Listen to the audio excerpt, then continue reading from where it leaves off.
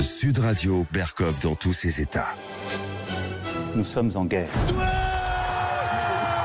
Qui du pied droit ouvre les portes du paradis. Alors voilà, c'est magnifique.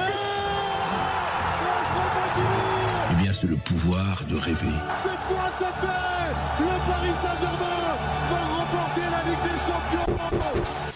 Débordements, interpellations, 2 décès. Rien ne peut justifier ce qui s'est passé les dernières heures dans la capitale et dans le pays.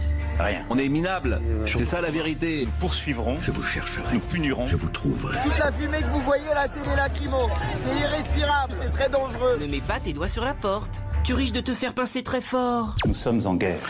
Et oui, ne mettez jamais, jamais vos doigts sur la porte.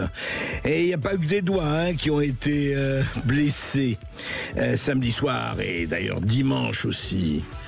Eh bien, qu'est-ce qui s'est passé? Il s'est passé d'abord, we are the champions, my friend, we are the champions, frère. Eh bien, très bien, le PSG a gagné 5-0, vous imaginez, Coupe des Champions. Ça ne s'était jamais vu depuis 1993, OM, l'Olympique de Marseille.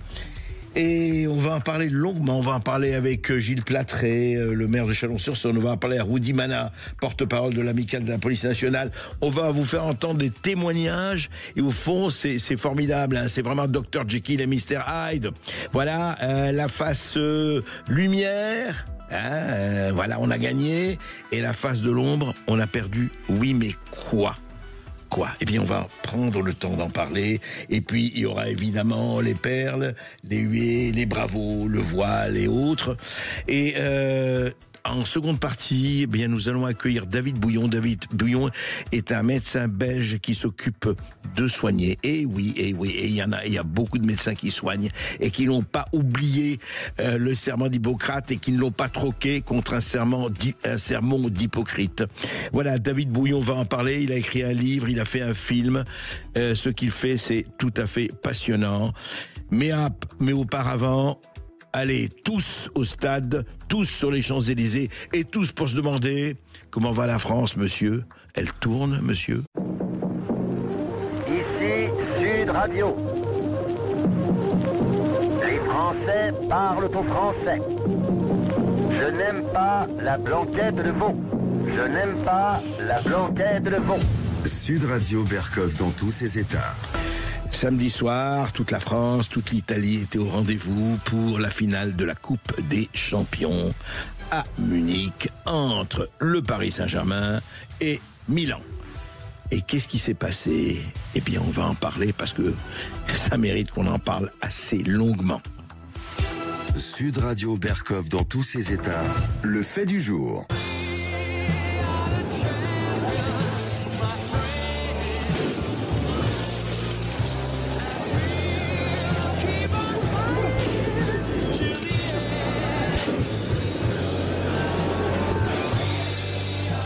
Alors, vous voyez, c'est pas tout à fait synchrone. On l'a fait synchrone avec Julien. C'est intéressant, We Are the Champions, bien sûr. Écoutez, comment ne pas célébrer la victoire du Paris Saint-Germain, comment ne pas être heureux que le club de la capitale remporte cette Coupe des Champions qui n'avait pas été remportée par une équipe française depuis, je rappelle, 1993, l'OM qui avait battu Milan à Munich. Effectivement, c'était déjà Munich et c'était déjà Milan. 1993, j'y étais, mais ça c'est une autre histoire, on en parlera peut-être. Mais en même temps, alors, comment s'est célébrée la fête? Alors là, il y a quand même un petit problème. Quand je dis un petit problème, c'est évidemment une litote, parce que voilà ce que nous avons entendu, et notamment, cette ambiance sur les champs. Écoutez.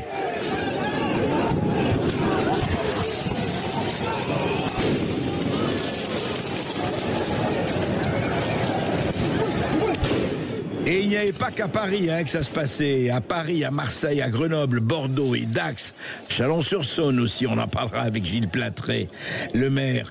Une ambulance prise pour cible sur le périphérique, un pompier frappé, un policier plongé dans le coma après avoir reçu un mortier dans le visage, un policier blessé à l'œil par un morceau de verre, 3 morts, un poignardé à Dax parce qu'il avait refusé de donner sa casquette, mais là c'est devenu quotidien, et 2 renversés par une voiture à Paris, un supporter écrasé en 2 voitures à Paris, une famille renversée à Grenoble, des femmes agressées sexuellement, des magasins détruits et pillés. Alors vous avez vu tous les images, les Foot Locker, Chanel et compagnie, on y va, voilà, les salons, tout ça. Des drapeaux, d'ailleurs, assez peu de drapeaux français, mais pas mal de drapeaux marocains, algériens, palestiniens, déployés partout. Et puis des gens juchés sur la statue de Jeanne d'Arc, rue des Pyramides, etc., etc. Alors on dit quoi? Et on dit, écoutez, on a entendu ceci de la part du préfet de police de Paris, du préfet de Paris, Laurent Nunez. Voici ce que disait Laurent Nunez, écoutez. Non, c'est ni une réussite ni un échec. C'est pas, je qualifierais pas ça de réussite, puisqu'on s'était quand même fixé comme objectif qu'il n'y ait pas de dégradation de commerce. Alors, il y en a eu 4, je vous l'ai dit. On a eu aussi quelques feux de véhicules. Donc je vous ai dit 2 sur le secteur de la place de la Porte de Saint-Cloud. Il y en a eu quelques autres aux abords des champs, donc j'attends encore le décompte définitif, et puis le lien qui est fait ou pas avec les incidents. Donc voilà, on s'était donné, moi, ma mission, c'est celle que m'avait donné le ministre d'État, c'était d'éviter qu'il y ait des dégradations. Bon, il y en a eu quelques-unes, donc on ne peut pas parler d'une réussite, évidemment. Après, on ne peut pas parler non plus d'un échec. Vous aviez des milliers de personnes qui sont venues pour commettre des exactions, et qui, pour la plupart des cas, en ont été empêchés. Donc on en a marre de ces commentaires qui disent l'État ne fait rien, l'État ne peut rien, c'est pas vrai. On en a un cher Laurent Nunez, on a peut-être marre de ces commentaires, mais moi je voudrais savoir si on doit, de façon définitive, après tout peut-être, mais il faut nous le dire, vivre dans un pays où 24 heures et 48 heures et 3 jours avant une manifestation, on doit se barricader, les magasins doivent appeler des prestataires de services pour mettre des barricades partout, pour mettre des couvertures, des barricades, des palissades, etc. pour se protéger. Est-ce qu'on doit vivre dans un pays où de toute façon, toute manifestation ou presque devra être suivie par, attention, c'était pas des petites choses, un peu partout, on le sait. Donc vraiment la question est posée. Alors il y a eu l'intermède magnifique, angélique sidérale des Jeux Olympiques, et on s'arrête là. Et après, qu'est-ce qui reprend son cours? Et pourquoi j'en parle? Parce que il y a eu un youtubeur, un tweetos, quelqu'un, Ben, il a parlé de cela, il a parlé du fait que, effectivement, le président de la République Emmanuel Macron a salué, et à juste titre, la victoire du Paris Saint-Germain en disant « champion, mon frère », avant de recevoir Nasser El Khelaifi, le président du PSG. Écoutez ce que disait Ben, écoutez bien. « Champion, mon frère !»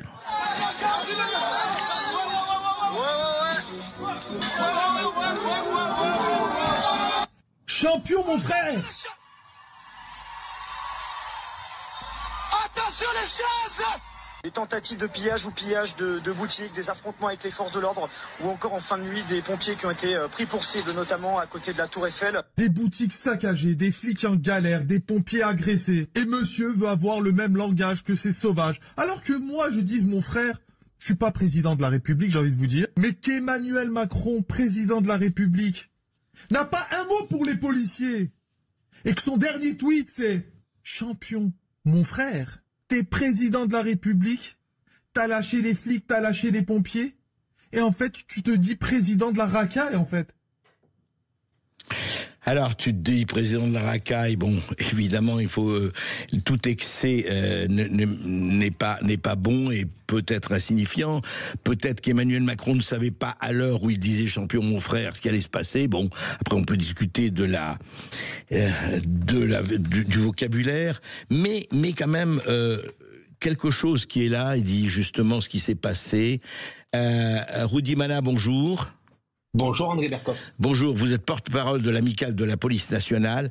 Alors moi, la question vraiment que je me suis posée, je l'ai posée d'ailleurs à l'antenne, est-ce qu'il faudra désormais s'habituer à ce que toute manifestation, ou presque, soit précédée, un peu partout dans les villes de France et de Navarre, en tout cas dans plusieurs villes, d'une véritable protection absolument de tous les niveaux.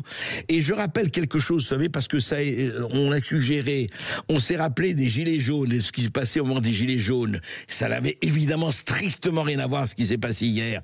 On passe, par exemple, on dit, oui, vous savez, les zones à forte émission, il faudra, et d'ailleurs ce sera aussi le job de la police et des autres, de verbaliser. On parle des cigarettes, vous voyez, etc. Pas de cigarettes dans l'état public, on va poursuivre les gens qui seront au bord de la plage, etc. Comparaison n'est pas raison, mais Rodimana, quand même, là, il se passe quelque chose, c'est pas la gravité, il y a eu des choses peut-être plus grandes, mais moi je me rappelle simplement que j'étais à Marseille, quand je suis rentré de Marseille avec Bernard Tapie dans l'avion en 93, c'était Marseille, ça a été tout Marseille d'Europe en 24 heures, il y a peut-être eu quelques petites choses, mais rien. Et puis vous savez mieux que moi ce qui s'est passé en 98 aussi, par rapport à ce qui se passe aujourd'hui. Comment on en est arrivé là, et surtout en tant que policier, qu'est-ce qui se passe? On doit s'habituer à ça dorénavant? Écoutez, je vais vous répondre de manière très pragmatique. Oui, il va falloir s'habituer à ça. Je rappelle quand même que le dispositif était absolument gigantesque. Il y avait 5400 policiers. Vraiment, tout avait été très bien préparé.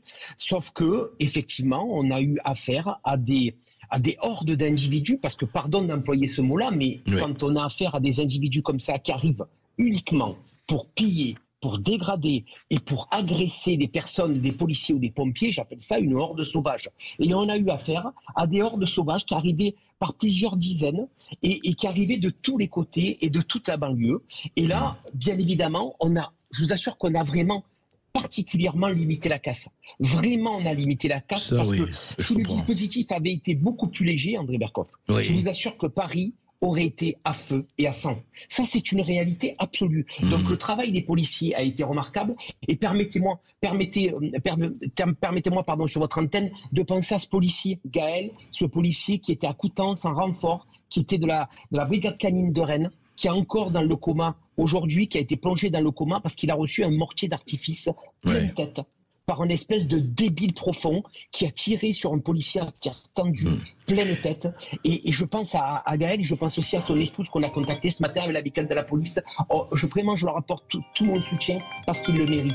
Donc, est-ce qu'il faut s'habituer à ça? J'ai bien peur que dans ce pays qui est complètement fracturé, on a une France complètement divisée en deux. Oui. Je ne sais pas si vous avez vu les images ce matin, aussi des policiers qui ont été acclamés par les supporters du PSG, des camions de policiers qui ont été acclamés aussi. Donc ça, c'est la France qui aime le foot, c'est notre France à nous. Oui, mais Rodimana, juste un mot. Vous avez commencé par quelque chose quand même, et vous dites oui, il faut s'habituer à ça. Alors je comprends très bien qu'on n'avait pas le 10e des policiers qu'on a eu pendant les Jeux Olympiques, parce que tout le monde s'est réjoui, et à juste titre, que les Jeux Olympiques, tout est magnifique, tout s'est bien passé, etc. à Paris. Bon, on peut pas avoir évidemment 100 000 policiers en permanence partout. Mais il y a quelque chose quand même, c'est qu'on ne s'attendait pas, vous dites quand même, on ne s'attendait pas à ce que des hordes sauvages arrivent. Mais vous connaissez beaucoup mieux que moi le paysage français. Les hordes sauvages, malheureusement, elles existent depuis déjà, je ne dirais pas des décennies, mais déjà des années. Alors, il n'y a aucune prévention, il n'y a aucune manière de dire, attendez, on connaît la France, justement, ces deux France dont on parle. Est-ce qu'on peut pas au moins dire, attendez, avant qu'ils viennent, on va les empêcher d'arriver, ou c'est pas possible? Je vous pose la question.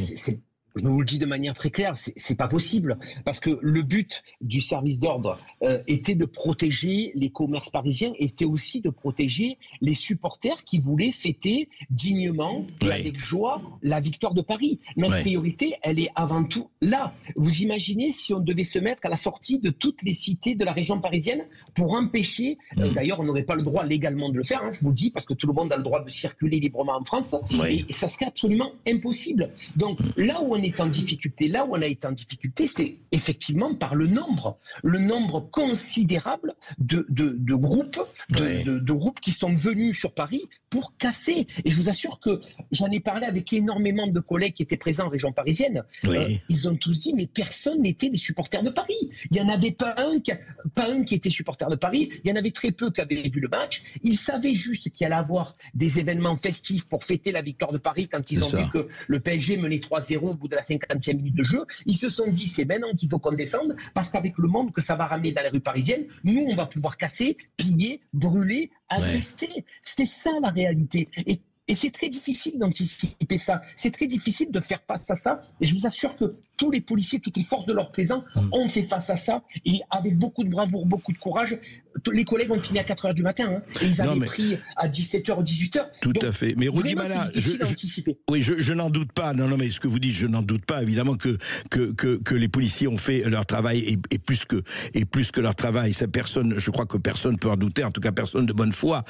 Le problème, moi j'ai l'impression, mais je peux me tromper, mais dites-moi, est-ce que le problème n'est pas politique? Alors on peut pas parler politique, mais parlons un peu politique, je parle en général, gauche, droite confondue, c'est pas le problème de l'étiquette, mais est-ce que quand même, c'est-à-dire, moi ce qui me frappe, qui me choque, et je vous assure que je ne suis pas le seul, c'est de se dire aujourd'hui, donc demain, il va y avoir une finale, quoi que ce soit, etc., eh ben on va plus sortir les gars, non, là les jeunes, vous restez chez vous, regardez ça à la télévision, c'est-à-dire on entre dans un pays où effectivement il faudra rester chez soi chaque fois qu'il y aura une manifestation.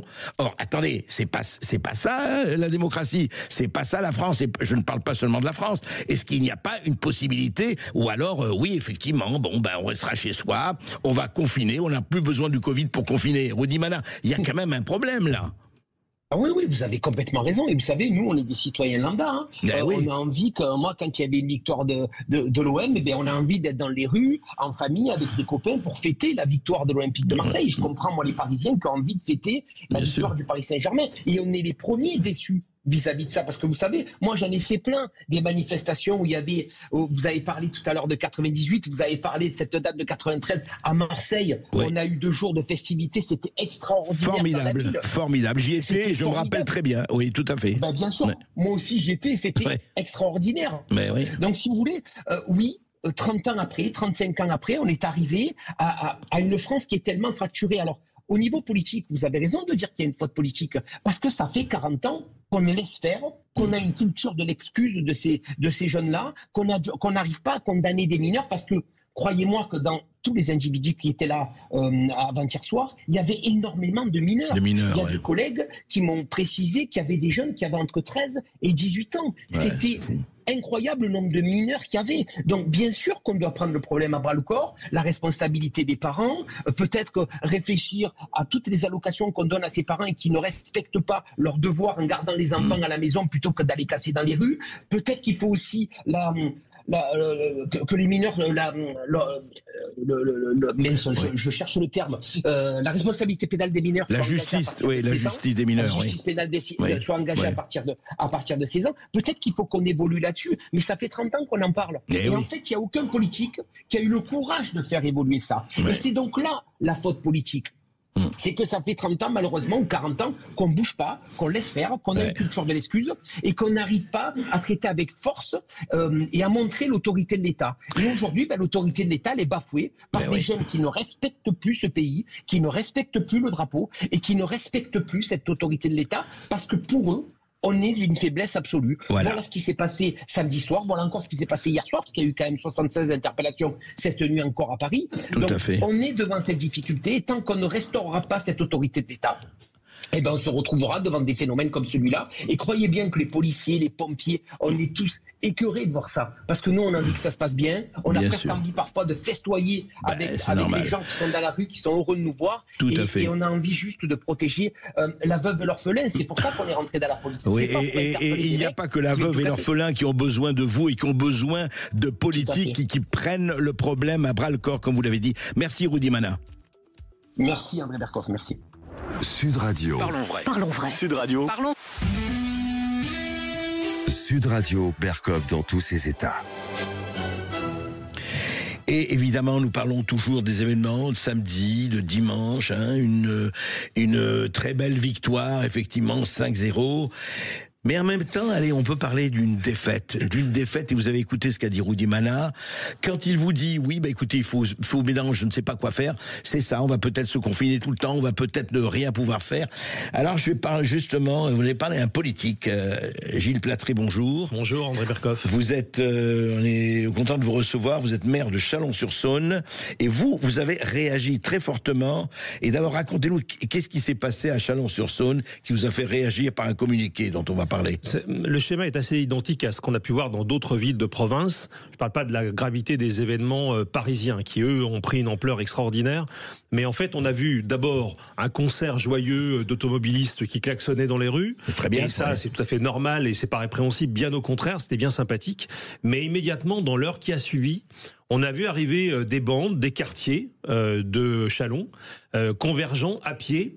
Je confirme qu'il s'agissait bien essentiellement de mineurs, parce que c'est pas neutre dans l'affaire. C'est intéressant. Parce de très jeunes majeurs, si vous voulez. Essentiellement de mineurs. Alors, des mineurs, des ados ou de très très jeunes adultes, qui ont convergé vers le centre-ville avec une volonté, et une seule, casser du flic. C'est-à-dire que très rapidement, ils ont sorti des mortiers d'artifice, et ils ont pris des pavés, des projectiles, des bouteilles, tout ce qu'ils pouvaient trouver. Ils nous ont même cassé, vous savez, ce qu'on appelle les gabions, ces structures en cage métallique où on met des cailloux pour faire la circulation. Ils en ont cassé un, parce qu'il faut quand même être déterminé pour le faire, afin de prendre les pierres et de s'en servir comme projectile. Donc ça a duré de 23h, donc vous voyez, on était 1 heure à peu près après la fin du match, jusqu'à 2h30 du matin.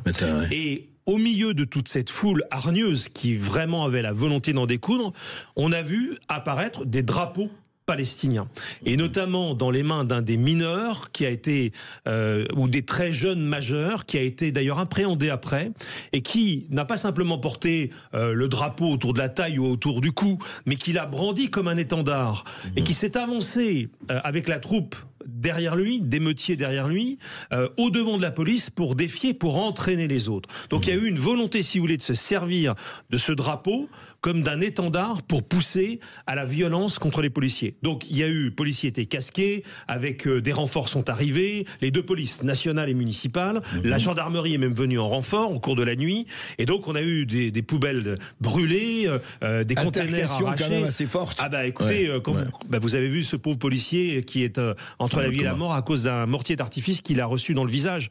Le vrai problème de ça, c'est que c'est un symbole de fête, mais quand vous le dirigez à l'horizontale, c'est un symbole de mort. Et donc il y a une volonté véritablement de cibler les forces de l'ordre, et par les jets de projectiles également. Donc ce sont véritablement, et moi je vais jusqu'au bout, je pense qu'on n'est plus simplement dans l'exploitation d'un phénomène de liesse pour essayer de casser. Je pense qu'on est dans une démarche véritablement politique, parce que ces jeunes étaient là avec un but, casser du flic, et donc s'attaquer aux institutions de la République et au maintien de l'ordre républicain. Donc pour moi, c'est une démarche qui est politique, et donc je ne suis pas surpris au milieu de cette démarche politique de voir apparaître le drapeau palestinien qui véritablement a servi de moteur dans ce qui s'est passé à Chalon dans la nuit de samedi à dimanche. Alors c'est étonnant, parce que alors vous êtes allé jusqu'à dire que dans votre ville de Chalon, vous interdisiez l'exhibition, en tout cas de montrer le drapeau palestinien. J'ai signé effectivement un arrêté qui dure pendant 3 mois, parce que je ne peux pas aller légalement au-delà, considérant que cet emblème a servi à l'émeute, et je le documente, si vous voulez, un arrêté on le prend pas comme ça. Il faut qu'il y ait des considérants solides, sinon parce qu'il va très potentiellement être attaqué devant les tribunaux.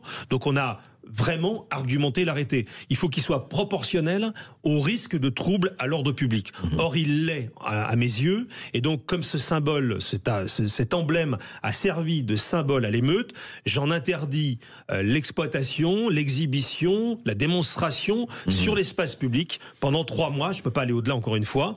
Et donc, il est interdit à la vente, parce qu'il ne peut pas être vendu sur les marchés, donc sur l'espace public. Il ne peut pas être brandi sur l'espace public. Il ne peut pas être affiché à des fenêtres ou des balcons visibles de l'espace public. Et ça pendant 3 mois. C'est une façon de casser cette dynamique et de simplement dire que force doit aller à la loi, et qu'on ne laissera pas l'émeute gagner sur le terrain de Chalon-sur-Saône. Alors justement, mais Gilles Platré, mais pourquoi, justement, on pourrait vous dire, mais pourquoi le drapeau palestinien, bon, qu'un kidam, y compris, qu'on peut qualifier de tous les noms, effectivement, de barbare ou de racaille, bon, il y a le drapeau palestinien, mais pourquoi celui-là et pas d'autres drapeaux à ce moment-là? Parce que c'est celui qui a vraiment servi à l'émeute samedi à dimanche. Si vous voulez... la différence avec certains débats politiques nationaux, qui sont souvent très éloignés de la réalité du terrain, c'est que nous, les maires, on est béotiens, mais il faut qu'on le soit. C'est-à-dire qu'on a les pieds dans la glaise et on voit ce qui se passe. J'ai passé des heures à revisionner les images pour savoir exactement comment l'émeute, quel ressort elle arrivait à trouver. Et j'ai donc vu à quel point l'individu qui brandissait ce drapeau s'en est véritablement servi comme un signe de ralliement. Donc on peut penser ce qu'on veut de la cause palestinienne, de ce qui se passe à Gaza. Ça, c'est un autre sujet. Et c'est pas mon sujet. Moi, mon sujet, c'est pas d'occuper ce qui se passe à des milliers de kilomètres, mais ce qui se passe au pied de chez moi. Et pour les habitants de Chalon-sur-Saône. Donc on voit très bien que ce symbole aujourd'hui est dévoyé et qu'il devient un symbole d'agitation politique, y compris dans un milieu extrêmement violent, comme une émeute telle que celle que nous avons vécue samedi à dimanche. Donc vous dites, Gilles Platré, c'est intéressant, parce que vous dites, et vous l'avez dit en début de l'entretien, au fond, maintenant, ce n'est plus seulement, je dirais, racaille ou compagnie, c'est politique. Non mais, alors, il faut que, là aussi, on ouvre les yeux. Parce que j'entends bien, alors, à la fois les discours qui relativisent, en disant « Oh, c'était pas si grave, c'est pas plus grave qu'avant ». Vous savez, ça, je l'ai encore entendu ce matin sur certains de vos confrères. Cette façon de dire, finalement, allez, c'était gênant ce qu'on a vécu, mais finalement, il faut s'y habituer. C'est un petit peu, d'ailleurs, ce que j'ai cru entendre tout à l'heure avec assez d'étonnement. Non, faut pas s'habituer à ça. Mais ce qui est plus grave encore, André Berkoff, c'est pas simplement un goût de la violence. Je suis convaincu, et je l'étais, je l'ai dit d'ailleurs sur cette antenne au micro de Valérie Expert il y a quelques mois, je suis convaincu que des mouvements étrangers infiltrent la vie politique française, infiltrent les quartiers français, et par les réseaux en particulier, par un certain nombre d'influenceurs, sont capables de passer des commandes à des jeunes. Ce qui s'est passé dans la nuit de samedi à dimanche, ça n'est pas une juxtaposition de phénomènes isolés et indépendants les uns des autres. Il y avait une volonté manifeste de se saisir de cette occasion pour aller défier les institutions de la République. Ce sont quelles puissances? Eh bien, on les connaît. On a beaucoup parlé des frères musulmans il y a peu de temps là-dessus. On pourrait aussi parler, c'est là-dessus je travaille, de la République islamique d'Iran, qui part des relais, y compris chez nous en France, et parfois même dans des institutions qu'on ne peut même pas soupçonner, et on va produire un rapport dans quelques temps pour l'étayer, est capable d'agiter aujourd'hui des foules. Vous avez des preuves aujourd'hui? Mais oui, on travaille avec des journalistes, des grands reporters comme Emmanuel Razavi en particulier, Jean-Marie Montali, et des chercheurs, une douzaine de chercheurs, parce qu'on veut absolument documenter ça. Donc il faut arrêter d'être naïf. Il y a d'un côté l'affaiblissement de l'État, parce que c'est une réalité. On l'a dit, M. Manet a dit depuis 40 ans, c'est la déliquescence. Et hélas, je ne vois pas immédiatement l'issue, parce que je pense que le personnel politique a intégré le fait que ça allait durer encore longtemps. Oui. Alors qu'il faut au contraire même les policiers, comme je l'ai entendu. Alors pourtant, je vous garantis que sur le terrain, ils ont de la bravoure et qu'ils ne veulent pas se laisser faire. Mais il n'en reste pas moins qu'à côté de l'affaiblissement de l'État, vous avez aussi des ingérences de puissance ou d'autorités non étatiques étrangères qui viennent créer de l'agitation chez nous. Et le drapeau palestinien, quelle que soit la valeur de la cause qu'on défende pour la Palestine, le drapeau palestinien devient le symbole de l'agitation, et en l'occurrence samedi soir de l'émeute à Chalon-sur-Saône. Donc c'est pour ça qu'il faut agir. Moi j'appelle vraiment les autres maires de France à suivre mon exemple. Bien sûr que nos arrêtés vont être contestés aux tribunaux administratifs, évidemment, mais ça s'appelle une bataille et il faut la mener sur tous les plans, le plan politique comme le plan juridique. En tout cas, vous sentez ma détermination à aller jusqu'au bout. C'est clair, Gilles Platré. Justement, est-ce que nous avons Cédric au téléphone? Je suis là, bonjour André Berkoff. Oui, bonjour Cédric. Maire de Chalon. Bonjour. C'est une très chouette ville en plus. Merci. Je suis subjugué et je suis étonné que tout le monde se rende compte qu'aujourd'hui, que le côté footballistique, en fait, est pourri jusqu'à la moelle. J'ai juste un constat qui dit le football est un sport de nobles pratiqué par des voyous. Le rugby est un sport de voyous pratiqué par des nobles. Oui, c'est L'Europe, la Coupe de l'Europe a été gagnée par Bordeaux. J'ai entendu ce matin un de vos auditeurs également parler. J'ai regardé la Coupe d'Europe. Je suis allé dans la ville parce que j'étais content que ce soit Bordeaux qui gagne. Il n'y a pas eu de débordement. Mais Cédric, juste une question. Est-ce que vous voulez quand même pas jeter le bébé football avec l'eau du bain racaille? Quand même, le football, c'est beau. Enfin, c'est vrai que dans les années 80-90, moi j'ai connu le football au niveau professionnel parce que mon papa y a joué pendant une période. Et effectivement, on s'est retrouvé avec des hooligans. On appelait ça des hooligans. Lorsque ça a tapé très fort en Angleterre et que ça a tapé très fort en France, ça s'est un peu estompé. Sauf que maintenant, il y a des groupuscules de banlieue qui s'amusent à trouver quelque chose à faire pour justement se rendre intéressant. Le football rend stupide, bête. Je vois le rugby, honnêtement, je suis un fan. Je comprends, Cédric. Je comprends. On va pas faire une discussion effectivement sur les mérites respectifs du football et du rugby. Il y aurait de quoi dire. Gilles Platré, quand même, aujourd'hui, juste une dernière question. Parce que vous avez témoigné de façon très précise et lucide. Mais est-ce que, au fond, les politiques, vous êtes un politique aussi, vous êtes maire, mais c'est un politique. Au fond, qu'est-ce qu'on peut attendre des politiques, franchement? On devrait, et le peuple français en attend un sursaut. Mais ça veut dire concrètement je vais être peut-être un peu sévère, mais moi je ne vois pas aujourd'hui le visage du sursaut encore. Ni à droite, ni à gauche, ni aux extrêmes. Alors on pourra en discuter, mais je crois vraiment que... Alors je suis historien de formation. Notre pays a connu des périodes de déclin. Nous sommes en plein dedans. C'est incontestable. Et il y a toujours eu un moment où il y a eu... Appelez-la la providence, le hasard, la nécessité, le génie français, peu importe. Ou un certain général, entre autres. Alors le dernier en date était celui-ci.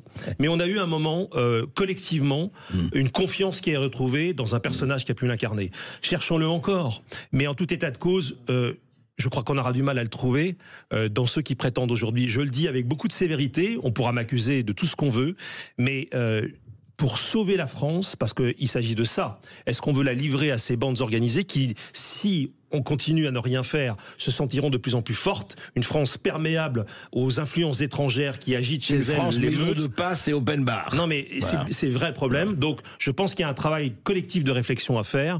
Peut-être que nous serons un certain nombre à le mener. En tout cas, ne croyez pas que la situation tombera du ciel. Elle devrait être construite par les Français eux-mêmes. Merci Gilles Platré. Merci à vous. On continuera de parler de tout cela avec vous. Descends à Chalon. Gros passable. Ici Sud Radio. Les Français parlent au français. Je n'aime pas la blanquette de veau. Je n'aime pas la blanquette de veau. Sud Radio Berkov dans tous ses états. Alors même pour vous, auditeurs de Sud Radio, résistants de Sud Radio, même si vous n'êtes pas totalement intéressé par la politique, vous vous demandez c'est quoi gauche et droite, on entend du matin au soir. Eh bien, on va vous faire écouter sur la question épineuse du voile, 2 voix de gauche, en tout cas se revendiquant à gauche, et vous allez me dire laquelle vous paraît vraiment de gauche. Écoutez. Sud Radio Berkov dans tous ses états, les perles du jour.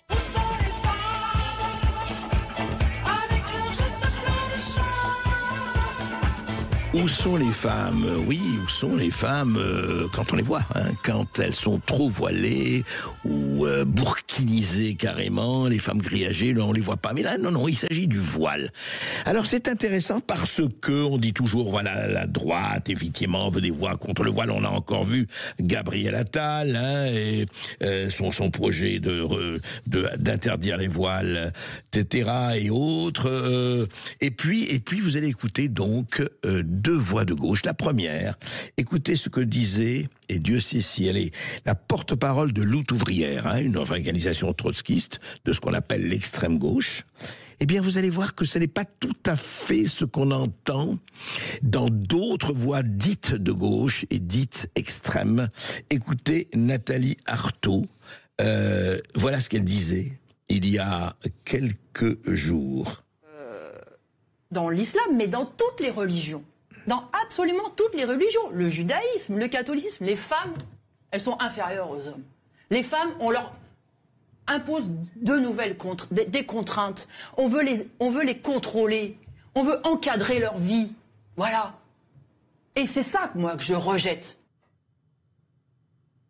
Et oui, c'est ça que je rejette. Et elle en parlait beaucoup. C'était sur, d'ailleurs, la chaîne Média, enfin, la plateforme Média, qui est un média de gauche tout à fait plus qu'affirmé.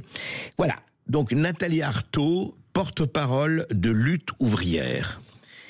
Et puis, d'un autre côté, par exemple, Aymeric Caron. Aymeric Caron, plutôt EELV, bien sûr. Il était sur Sud Radio, chez nous, chez Jean-Jacques Bourdin, dans l'émission de Jean-Jacques Bourdin. Et voici ce qu'il disait sur le voile.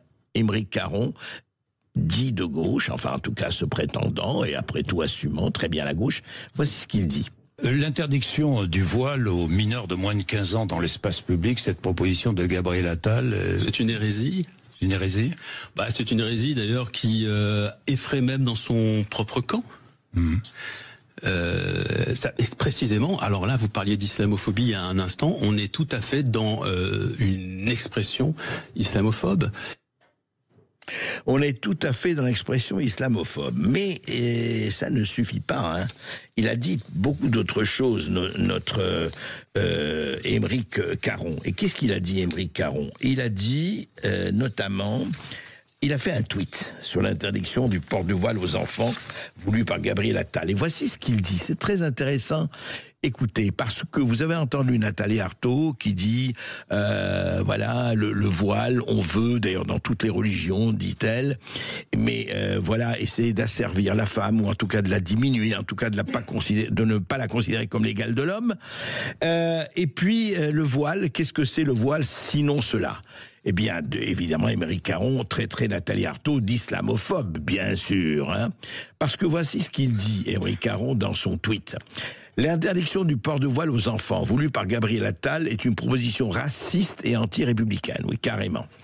À titre personnel, c'est toujours Émeric Caron qui écrit, « Cela ne me gêne nullement qu'une enfant de 5 ou 6 ans porte un voile.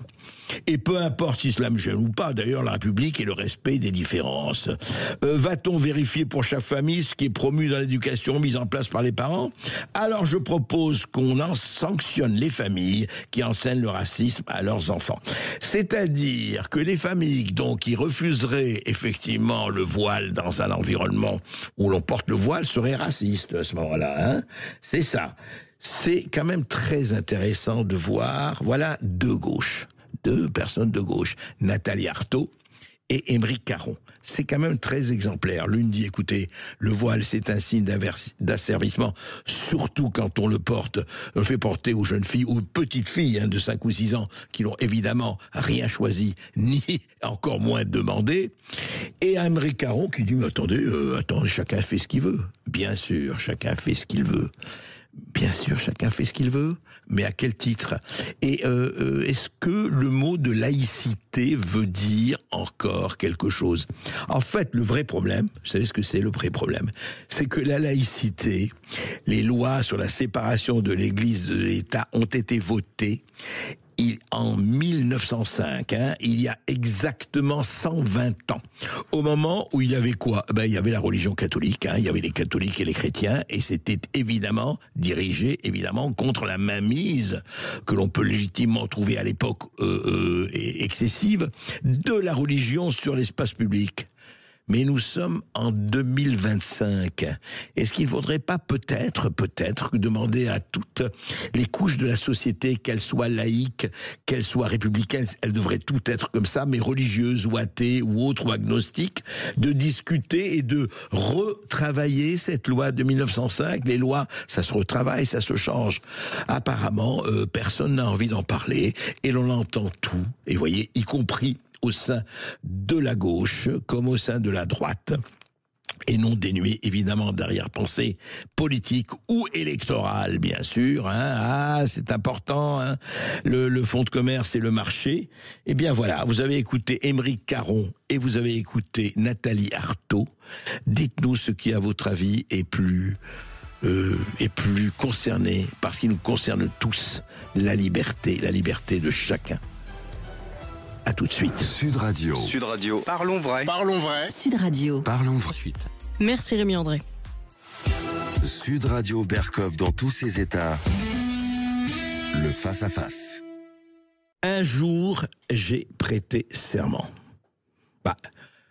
Alors, il ne s'agit pas de moi, je vous rassure tout de suite. J'ai fait des serments, j'espère que je les ai tenus. Non, on parle d'un certain serment, et vous le savez, le serment d'Hippocrate. Le serment d'Hippocrate, celui qui engage tous les médecins du monde d'ailleurs. Non limitant guérir, tu ne nuiras point. Et Dieu sait si on en a parlé depuis un certain virus étrange venu d'ailleurs, il y a 5 ans, Covid. Et la personne qui a fait ça, ils sont 2 auteurs, David Bouillon et Gilles Bréac. David Bouillon, on l'a déjà reçu à plusieurs reprises et toujours avec plaisir. D'ailleurs, David Bouillon, le docteur David Bouillon, qui est médecin généraliste, il a à la fois la chance et la malchance d'être un marginal au bon sens du terme, mais c'est un vrai médecin généraliste. Et évidemment, rappelez-vous, il y a 5 ans, nous n'étions pas nombreux à nous poser des questions, pas à dire que telle ou telle chose était bien, on ne prenait pas position pour ou contre la vaccination, mais on se posait des questions. Et à l'époque, il fallait surtout pas se poser des questions, hein. Ou alors vous passiez pour un complotiste, ou vous passiez pour un sulfureux, ou vous passiez pour quelqu'un qui était d'extrême droite ou d'extrême gauche, ou évidemment la solde de puissance étrangère, et pas du tout de Big Pharma, parce que Big Pharma, comme on sait, c'est une institution pauvresse qui n'a pas un sou. Et David Bouillon, alors, un jour, j'ai prêté serment, et David Bouillon est venu nous voir à plusieurs reprises, et au fond, à un moment donné, David, vous avez très très souvent dit, oui, mais on ne peut pas soigner comme on soigne maintenant, il faut soigner autrement. Je le rappelle. Et là, vous sortez un livre, et il y a eu depuis d'autres problèmes qui sont posés, notamment, effectivement, la question de la fin de vie. Il y a eu une loi en France un projet de loi, la loi n'est pas encore votée par rapport à la loi Minority, mais au-delà de l'euthanasie, au-delà du Covid, au fond, la question que j'ai envie de poser, c'est quoi être médecin? C'est quoi être médecin quand on essaie de légiférer à droite, à gauche, et avec les conflits d'intérêts et tout cela? C'est quoi être médecin, David Bouillon? Bonjour Monsieur Berkov, bonjour André, bonjour toute l'équipe de Sud Radio, et merci de m'avoir reçu, de nous avoir reçus aujourd'hui, parce que c'est tellement difficile. Alors, le médecin que je suis n'est pas un métier, je vais dire, traditionnel. C'est une vocation qui vient de mon enfance, parce qu'il ne faut pas oublier qu'avant d'être médecin, j'étais un enfant. J'ai eu une maltraitance par mon père. Comme tout le monde, oui. Voilà. Ah oui, vous avez été maltraité. J'ai vécu la maltraitance de ma grand-mère, qui a été mise dans une maison de repos, dans une EHPAD contre sa volonté. Et en tant que médecin, après, j'ai vécu le suicide de mon frère. Donc, le médecin que je suis, c'est un homme qui a prêté un jour un serment en 90, donc en 90 pour les Belges. Et dans ce serment, il y a tout ce que j'ai besoin pour aider, pour soigner, pour protéger, pour apporter une médecine de qualité, puisque dans ce serment, les mots les plus puissants, c'est quand même respecter les droits fondamentaux, c'est quand même la dignité humaine, c'est le respect du droit à la vie, c'est une médecine de qualité, je viens de le dire, accessible à tous, s'il vous plaît, du sans-abri au plus riche du pays, sans discrimination, donc c'est-à-dire du plus jeune au plus âgé, et donc avec un devoir, avec une responsabilité, avec une volonté d'informer au mieux son patient, qui reste toujours la priorité du médecin que je suis. Et un des mots les plus importants dans ce serment, c'est que je dois mener cette mission sans la contrainte, c'est-à-dire sans penser à un seul instant à de l'argent ou à faire sa gloire ou à faire le bénéfice de quelqu'un d'autre. Le patient est vraiment la priorité dans ce serment. Alors évidemment, quand on a ce serment, je vais dire, dans sa tête et dans ses souffrances, des moments où une personne n'a pas sa dignité, n'a pas cette médecine de qualité, il fallait trouver un ensemble de réalisations, il fallait trouver un ensemble de comportements pour pouvoir apporter la dignité. D'accord. Même s'il y a une perquisition, même s'il y a des auditions, même s'il y a une suspension, moi je n'ai pas trahi mon serment, l'ordre des médecins l'a trahi. Alors, juste, on ne va pas revenir sur toutes les circonstances, effectivement, que vous avez traitées. Gilles Bréac, je vous demandais, vous êtes écrivain, vous êtes éditeur, on peut dire, parce que qu'est-ce qui vous a amené, éditeur, d'ailleurs j'adore, le livre de David Bouillon et Gilles Bréac s'appelle Moi-même Édition. Oui. Bon, c'est pas une marque de narcissisme excessif, non, c'est pas ça. Non, pas du tout, pas du tout. Le monde de l'édition, que ce soit en France, mais certainement en Belgique, est très compliqué. Il y a très peu de maisons d'édition. Donc on l'a fait soi-même et c'est bien. Alors qu'est-ce qui vous a amené, Gilles Bréac, à travailler avec David Bouillon? sur ce livre? Tout d'abord, j'ai été amené à travailler. Mais avant le livre, Oui. La genèse, en fait, de ma rencontre avec lui, c'est le film.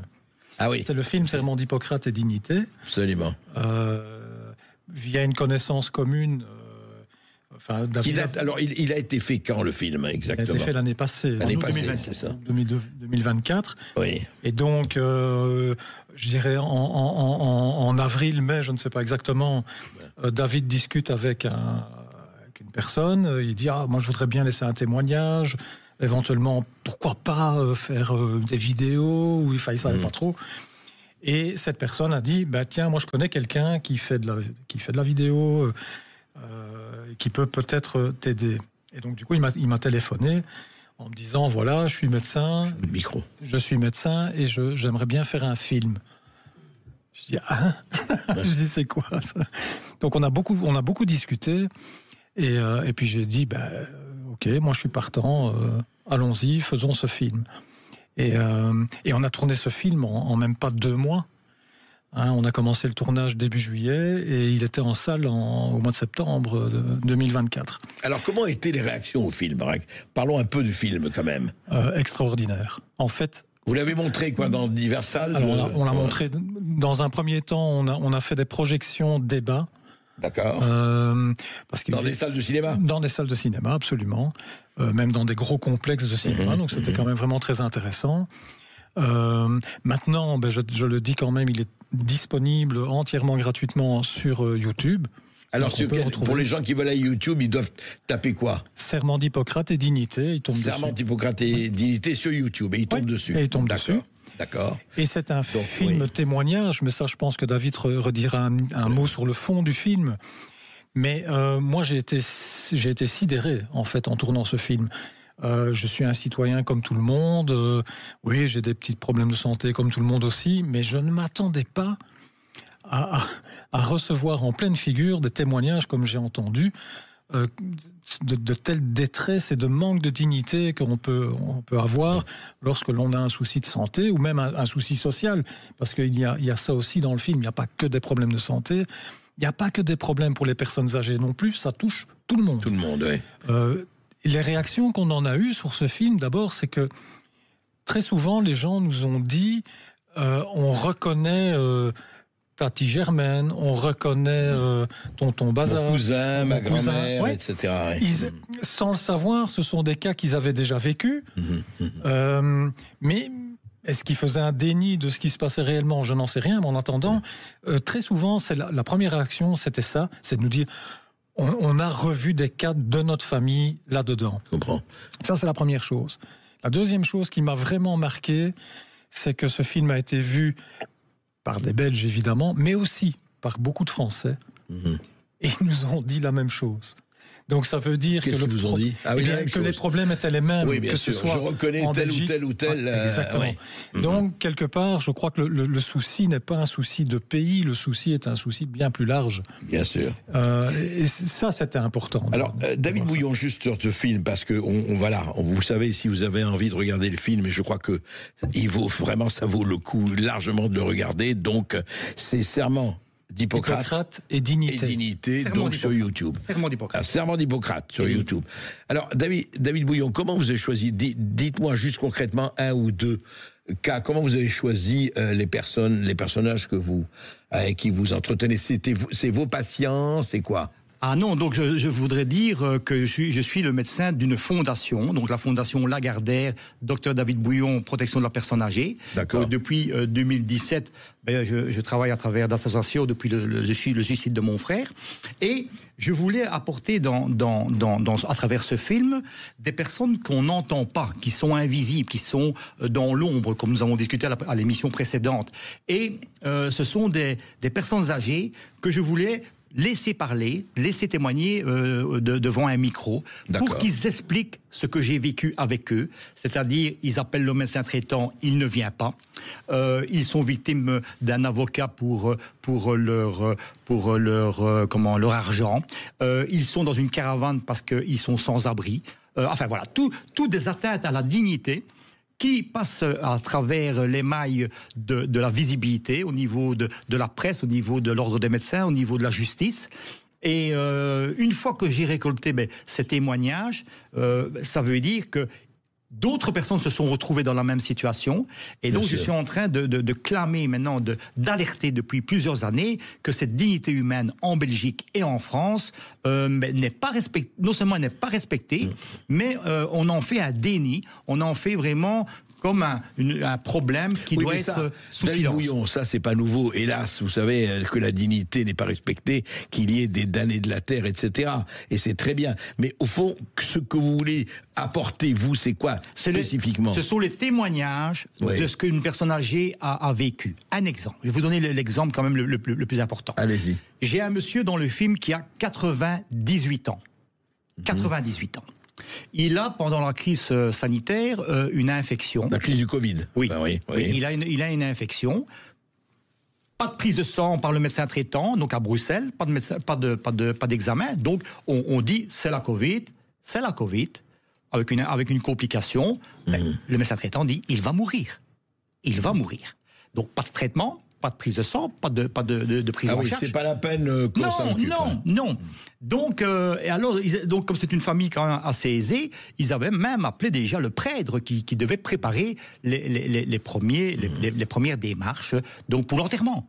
Et puis, par les réseaux sociaux, grâce à vous et à d'autres, on appelle le docteur Bouillon de Mons, qui, avec mon véhicule, j'ai été l'examiner. Mais moi, qu'il ait 98 ans, ou 20 ans, ou 2 ans, j'ai fait la même méthode de travail, c'est-à-dire une consultation complète, une prise de sang qui a révélé une infection, une septicémie manifeste, et puis j'ai dit, je vais faire comme les autres. Je vais mettre l'antibiotique en intraveineux à domicile, une hospitalisation à domicile, avec de l'oxygène, antibiotiques, cortisone, et je suis retourné de son chevet en disant... Il va mourir, il avait un teint gris, il n'était pas bien, mais tant qu'il y a de la vie, il y a de l'espoir, M. Berkoff. Et donc, j'ai été choqué, j'ai été outré que, quelques jours après, il se levait de son lit. Et aujourd'hui, il a fêté ses 100 ans, il est toujours en vie après 2 ans. Aujourd'hui, ah oui, enfin en ce moment. Ah oui, il est toujours en vie, il a fêté ses 100 ans, et il a eu un traitement comme une personne de 20 ans, sans avoir été à l'hôpital. Oui, c'est une très très belle histoire. David Bouillon, on va continuer à en parler juste après cette petite pause, mais c'est une histoire très exemplaire. À l'heure où on se dit, oh là là, il est temps de faire des économies, la sécurité sociale dépense beaucoup pour les gens en fin de vie, donc la fin de vie, on va en parler de cette histoire d'euthanasie. Il part en Espagne demain. Il part en Espagne demain, ce monsieur de 100 ans. Il part en Espagne demain. Oui, rejoindre sa parent. Écoutez, bon voyage à ce monsieur, à ce centenaire. On continue d'en parler avec Gilles Bréac et avec David Bouillon. À tout de suite. Restez avec nous. 0826 300 300. Sud Radio, Berkoff dans tous ses états. Un livre à lire, un livre que je vous recommande. Un jour, j'ai prêté serment. Le docteur David Bouillon avec Gilles Bréac, avec l'écrivain Gilles Bréac et l'éditeur Gilles Bréac, on peut dire, voilà, oui, on va le montrer, absolument, vous faites bien de le montrer, voilà. Donc, je voudrais revenir à ça, juste David Bouillon, et ensuite je voudrais la parole de Gilles Bréac. Est-ce que, au fond, vous avez parlé de cet homme de 98 ans qui, aujourd'hui, je rappelle, bon voyage à lui, à 100 ans, il part en Espagne, alors qu'on l'a donné pour subclaquant, mort, défini, et il fallait surtout qu'on l'enterre, surtout qu'il y avait de l'argent derrière, alors, qu'est-ce que vous voulez, ça compte. Bon, mais David Bouillon, aujourd'hui, effectivement, on a ce problème, et on a vu en France, avec le projet de loi sur l'euthanasie, il y a déjà quand même le loi sur les soins palliatifs qui a été voté à l'unanimité, bien sûr.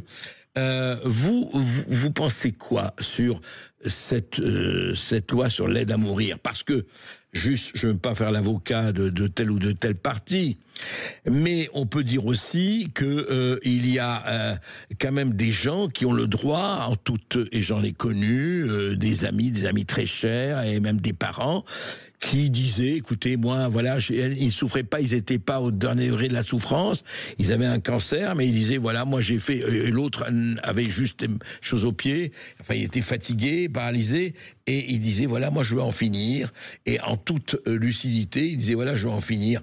Est-ce que ces gens-là n'ont pas aussi le droit, en toute conscience de choisir sa mort comme on choisit sa vie?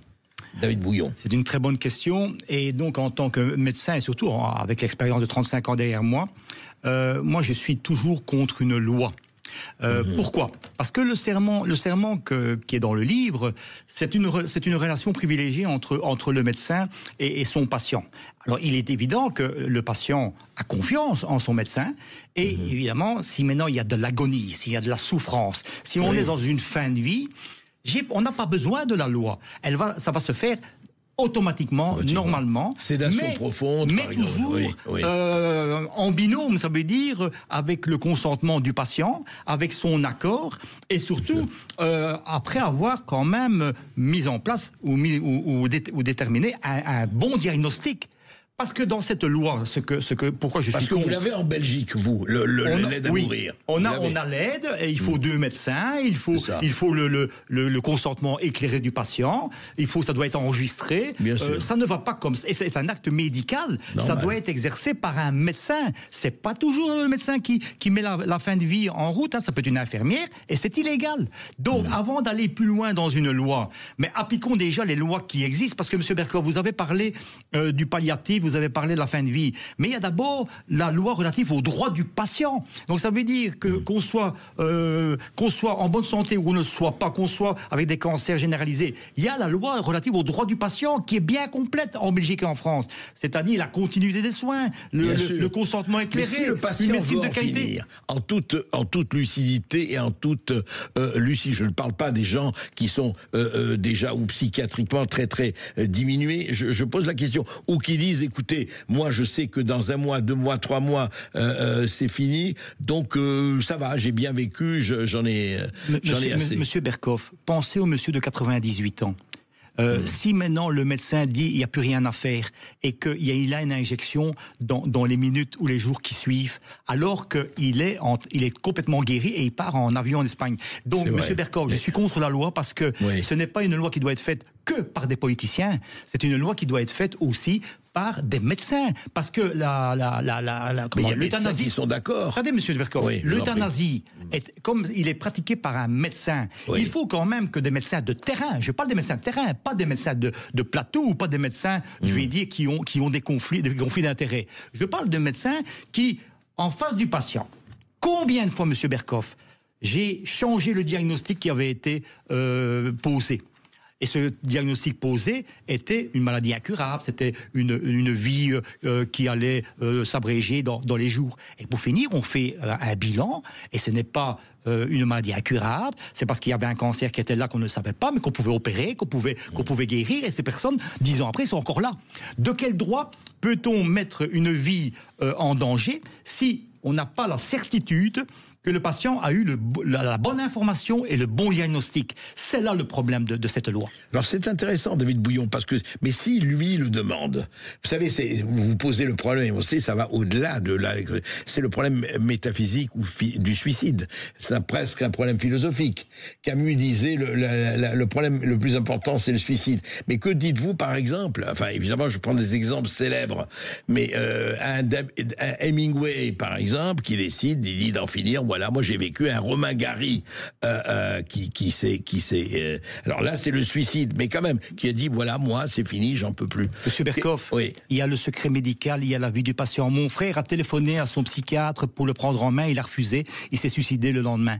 Donc ça veut dire que quand on est dans un suicide ou quand on est dans une demande d'injection létale, il faut vraiment un dossier en béton, parce que le patient doit être bien informé, il doit être mentalement aussi bien formé. Parce que j'ai connu des personnes âgées pendant cette crise sanitaire qui se sont laissées mourir parce qu'on leur a répondu au téléphone, pas aller à l'hôpital, le médecin ne viendra pas, je ne viendrai pas vous soigner, madame.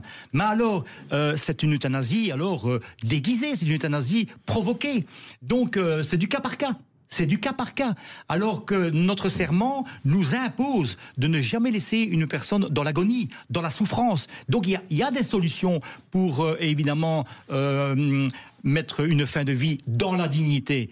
Mais pas à travers une loi, pas en punissant celui qui donne des bons conseils, comme j'ai vu dans le journal en France. On ne peut pas punir quelqu'un qui donne une bonne information à son patient pour éviter l'euthanasie.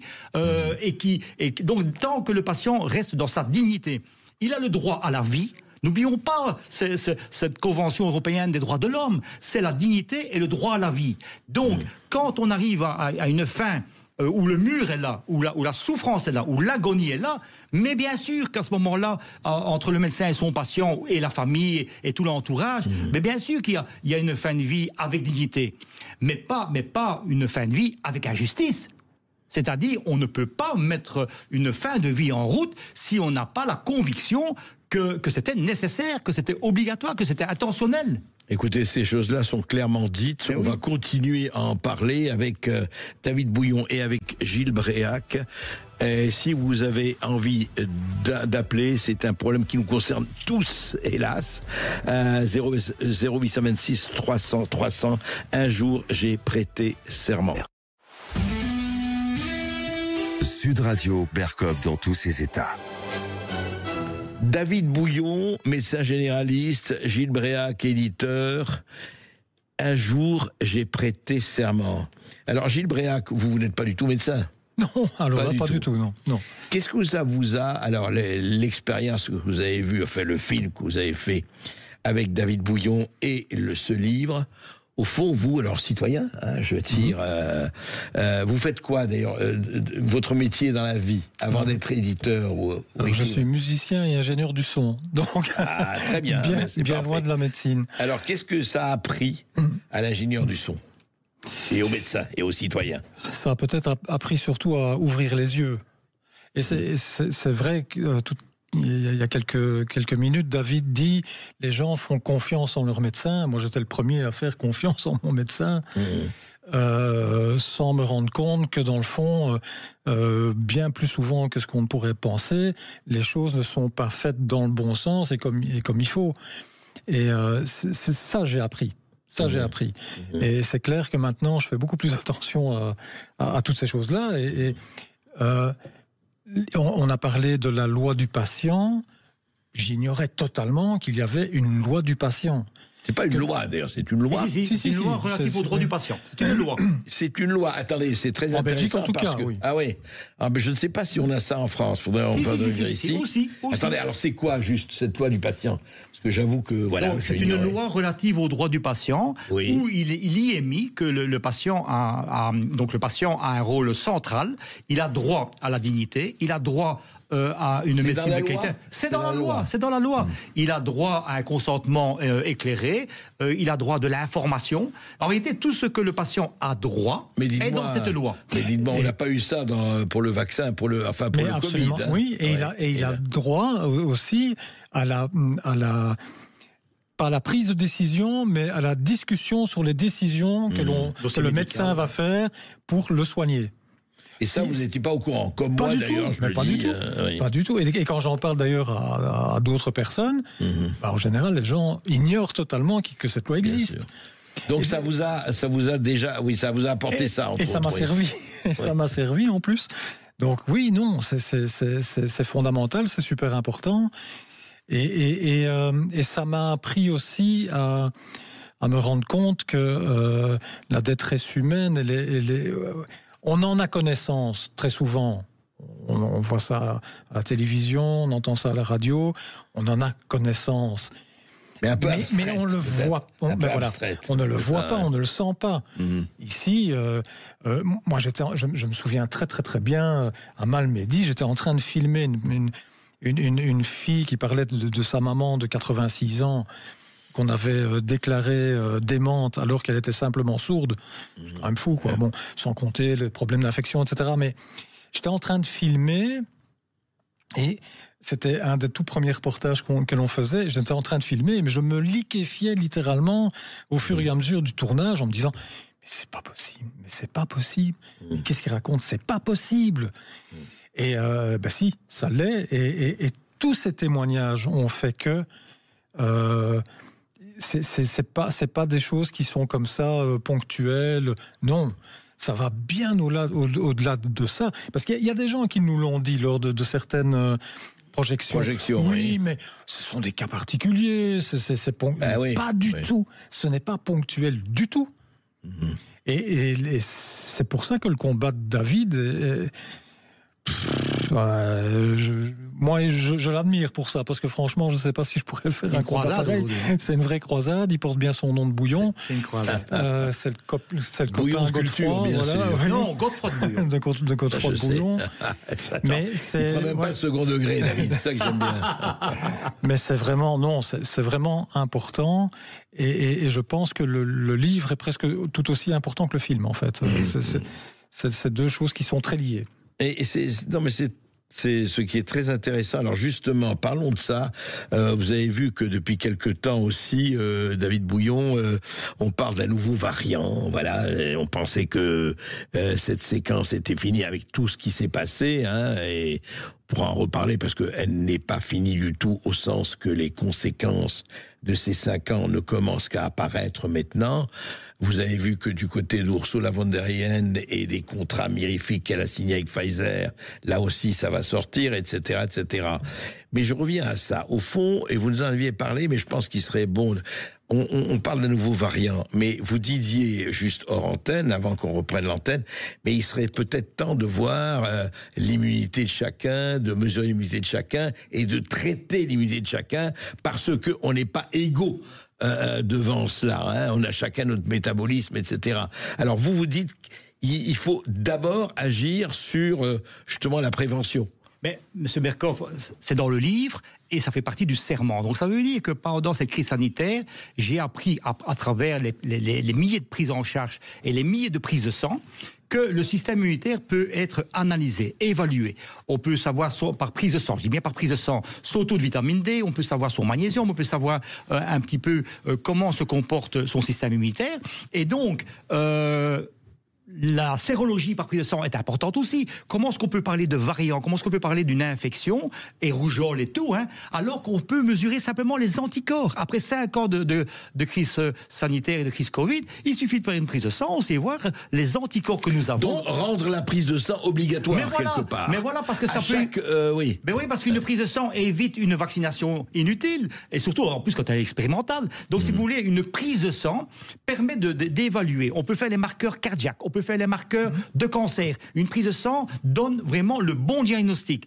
Et alors, donc, les personnes âgées que nous côtoyons, elles sont sous vitamine D contrôlées, elles prennent des cures de vitamine C, elles prennent du magnésium, on leur demande de prendre davantage de fruits bien spéciaux, les kiwis, tous ces fruits qui apportent tout ce qu'il faut pour le système immunitaire, mais on ne parle pas de prévention, alors qu'on avait le temps de le présenter, on avait le temps d'éduquer toutes les personnes de se préparer à défendre son système immunitaire qui défendrait le système immunitaire aussi contre les cancers, contre des maladies auto-immunes. Donc en réalité... On ne sait pas qu'on peut guérir, mais on peut prévenir, c'est ça. Mais c'est-à-dire que je n'en suis même pas certain, parce que si vous avez un bon système immunitaire, parce qu'il n'y a pas que les médicaments et les compléments, il y a aussi le sport, il y a aussi le bon sommeil, enfin il y a tout un ensemble de critères, mais vous êtes bien plus fort contre la maladie quand votre système immunitaire, quand votre mental, en Belgique, ils sont complètement saturés dans les services de psychiatrie, tellement que cette crise Covid a mis les personnes en dépression et en burn-out et en Covid long. Donc ça veut dire, comment est-ce qu'on peut parler de Covid long alors qu'il n'y a pas de grippe longue? Mais parce que les Covid n'ont pas été soignés de manière précoce, ils n'ont pas été pris en charge rapidement. Souvenez-vous, on disait, restez à la maison et prenez du Dafalgan, prenez du paracétamol, prenez... Mais une pneumonie... Et si vous étouffez, appelez à ce moment-là l'hôpital. Vous avez vu Maryse, Maryse, elle toussait, son médecin traitant lui a dit c'est le Covid, reste à la maison. Elle est venue à Aglin et c'était un cancer du poumon. Donc ça veut dire que des moments où on ne donne pas, on n'établit pas un bon diagnostic, à ce moment-là, on fait des grosses erreurs médicales, et si on méprise la prévention, c'est encore une double erreur médicale, parce que l'organisme a besoin aussi de traitements naturels. Comment ça se fait que dans un serment d'Hippocrate, par exemple, on ne peut pas utiliser des médecines alternatives, des médecines de la naturopathie? C'est sulfureux, ce sont des charlatans. Je sais, mais alors, le film vient vous dire, moi je veux témoigner que le traitement du docteur Bouillon, curatif et préventif, ça a marché et ça marche, et ils ont un dossier médical, ils ont leur prise de sang. Et donc l'ordre a fait une grave erreur me concernant, c'est qu'ils n'ont jamais entendu les victimes, ils n'ont jamais entendu les personnes âgées, ils n'ont jamais entendu la maltraitance de toutes ces personnes. Là, vous êtes levé, là, vous avez réintégré, vous avez été condamné par l'ordre des médecins. J'ai eu 9 mois de novembre 2023 à août 2024 pour avoir résisté à la trahison de mon serment d'Hippocrate, et donc les personnes âgées n'ont jamais été entendues, mais donc depuis le mois d'août 2024, je suis médecin, je ne suis pas ni radié, ni suspendu, ni extrémiste, ni rien du tout. Je suis simplement un médecin qui suit son serment jusqu'au bout, jusque devant les tribunaux. On va continuer d'en parler, mais je crois que nous avons un auditeur. On accueille Michel qui appelle de Bretagne. Oui, bonjour Michel. Oui, bonjour André et à votre invité. Bonjour. On vous écoute, Michel. Comme il existe le code civil, il existe ce qu'on appelle le code de santé publique qui protège le patient. Par exemple, on ne peut pas obliger un patient à prendre un médicament sous contrainte. Ça n'existe pas. Et je continuerai en disant que un vaccin étant un médicament, on ne peut pas injecter à un patient contre son avis ce vaccin. C'est la loi Kouchner de 2005.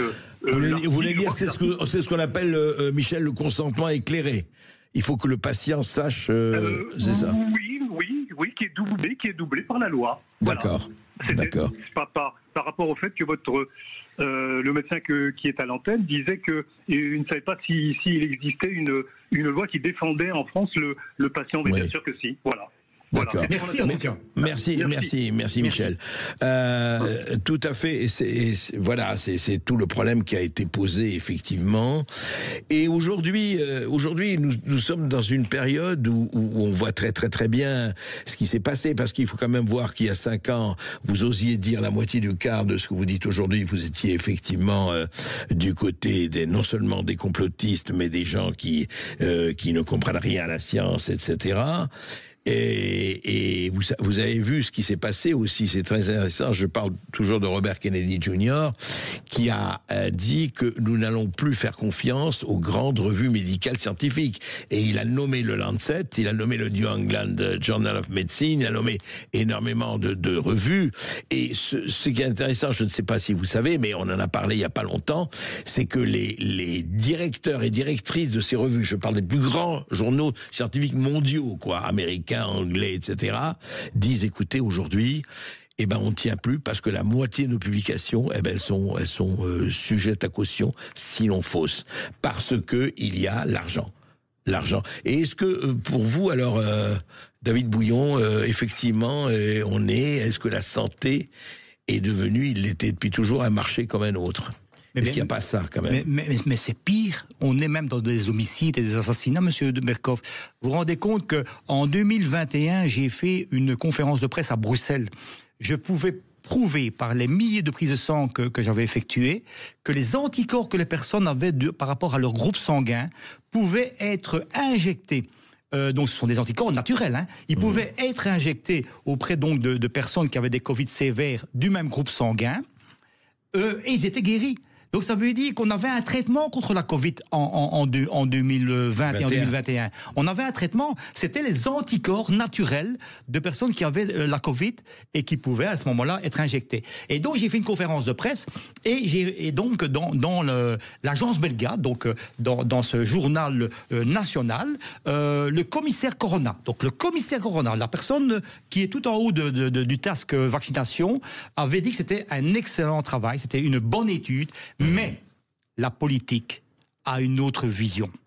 Et donc, des moments où la médecine a été mise en prison par la politique, ça veut dire que la dignité a été mise en prison. Et ça veut dire que l'argent ne peut jamais être entre le médecin et son patient. Donc, on doit soigner pour la dignité, pour le droit à la vie, mais pas pour s'enrichir et pas pour gagner un argent, parce qu'alors, ça veut dire qu'on trahit son serment. Et donc, c'est là le gros problème de cette crise sanitaire, pardon. Oui, c'est un problème majeur, on le sait, et qui existe. On ne va pas commencer ni à donner des noms, ni à faire... Non, il n'y a pas de nom, mais monsieur Berkoff, il y a un professeur d'université qui s'est acharné sur moi pendant cette crise sanitaire, parce que ce professeur était un anti-test rapide, il était pour le PCR, il était pour la vaccination, et donc il a porté plainte à l'ordre contre moi, et il a servi de juge parti. Donc ça veut dire que l'ordre m'a même pas écouté, parce qu'il y avait un professeur devant moi, alors que moi je suis simplement un petit généraliste. Mais donc les tests rapides maintenant vont être jugés fin juin devant le tribunal correctionnel de Mons, et donc vous vous rendez compte que c'est une croisade. Donc ça veut dire que c'est un médecin qui doit transformer sa mission en un combat, en une lutte, en une croisade. Pourquoi ?